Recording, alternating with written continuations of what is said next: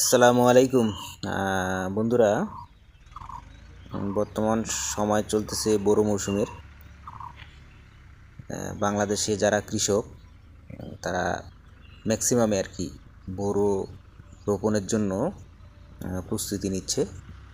তো সেক্ষেত্রে আমিও অলরেডি শুরু করে দিছি আর কি। বড় ট্রাক্টর নিয়ে আসছি, বড় ট্রাক্টর দিয়ে জমি প্রস্তুত করতেছি। তো গ্রামে যেহেতু আছি, আসলে গ্রামে থাকলে টুকটাক কৃষির সাথে সম্পৃক্ততা থাকতে হয়। আসলে কৃষি তো আমাদের শেকড়, আমাদের জন্মই হচ্ছে গ্রামে। আমাদের পূর্বপুরুষ যারা, তারা সবাই কৃষিকাজের সাথে জড়িত। গ্রামে আপনি যদি 100 জন বসবাসকারীর কাছে আপনি যদি খোঁজ নিয়ে দেখেন, যে যে যে পেশাই থাক না কেন, যারা চাকরি করে চাকরি, যারা ব্যবসা করে ব্যবসা, এই পেশাগুলোর পাশেও সবাই কিন্তু কৃষিকাজের সাথে কিন্তু জড়িত। কেউ অল্প চাষ করে, কেউ বেশি চাষ করে। গ্রামে থাকতে গেলে বা গ্রামে থাকলে মানুষ টুকটাক কিছু কৃষিকাজ করে। তো সেক্ষেত্রে যেহেতু আমিও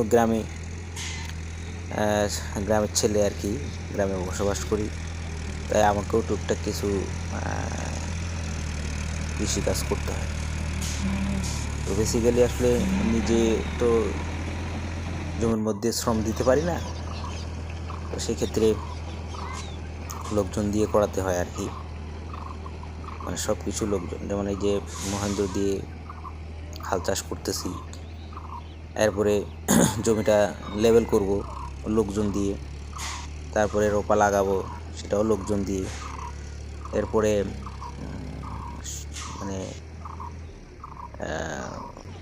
ঘাস মারা দিতে হবে, অর্থাৎ আগাছা পরিষ্কার করার জন্য একটা মেডিসিন দিতে হবে, ওটাও লোক দিয়ে দিতে হবে। এরপরে সার প্রয়োগ করতে হবে, সেটাও লোক নিয়ে দিতে হবে। অর্থাৎ এক কথা হচ্ছে যে আসলে আমি কৃষিকাজ করলেও নিজে সরাসরি করি না, মানুষকে দিয়েই করাই আর কি। তো বিগত 1 বছর পারিবারিক কারণে ঢাকা থাকার কারণে ভুট্টা আগে করতাম নিজেই, ওই যে লোক দিয়ে। তো এবার আসলে ভুট্টা বর্গা দিছে আর কি, 50-50, যে চাষ করতেছে সে 50 নিবে, আমাকে 50 দিবে। তো আশা করতেছি যে এখন থেকে সব জমি আর কি, যতটুকু আমাদের জমি আছে সেই জমিগুলো নিজে চাষাবাদ করার চেষ্টা করব, অর্থাৎ লোকজনদের দিয়ে। কারণ যেহেতু গ্রামে থাকতে হবে, তাই কৃষিটা আসলে নিজেই করা উচিত। ঠিক আছে, নিজে বলতে আসলে আমি তো সরাসরি নিজে কাজ করি না, কিন্তু দেখাশোনাটা আর কি, ব্যবসার মতো আর কি। ইনভেস্ট করলাম 1 লাখ টাকা, ইনভেস্ট করলাম, দেখা গেল যে খরচ টরচ বাদ দিয়ে 50,000 টাকা আসলো, এই আর কি, ব্যবসায়ের উদ্দেশ্যে আর কি। তো আজকে অলরেডি জমি রেডি হয়ে যাবে, রেডি হয়ে গেলে অর্থাৎ আগামীকালকে পুরো জমিতে রোপা লাগাই দিয়ে দিব আর কি।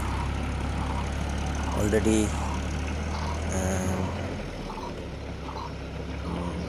যে বীজ অর্থাৎ চারা অলরেডি তুলানো হয়ে গেছে, চারা তুলে রাখা হয়েছে।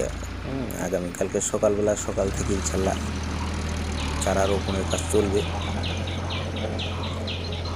চারা কিভাবে রোপণ করতে হয় ইনশাল্লাহ আগামী এপিসোডে আমরা সেটা দেখানোর চেষ্টা করব। তো আজকে এই যে জমি কিভাবে প্রস্তুত হচ্ছে সেটাই দেখাচ্ছি। আর আমাদের এদিকে এই যে মহেন্দ্র দিয়ে যে এক চাষ, অর্থাৎ 1 বিঘা 33% হচ্ছে বিঘা, 1 বিঘা জমিতে এক চাষ করতে 500 টাকা করে নেয় আর কি। অর্থাৎ 4 চাষ করলে অর্থাৎ 1 বিঘা জমিতে 2000 টাকা আর কি। তো আবার পাওয়ার টিলার আছে, সেটা দিয়ে চাষ করলে কম লাগে। যাই হোক, চাষ চলতেছে। চাষ শেষ হওয়ার পরে আমরা আগামীকালকে চারা কীভাবে রোপণ করতে হয় সেটি ভিডিওটি নিয়ে আপনাদের মাঝে ইনশাল্লাহ আসবো। ততক্ষণে ভালো থাকবেন, সুস্থ থাকবেন। আসসালামু আলাইকুম ওয়া রাহমাতুল্লাহি ওয়া বারাকাতুহু।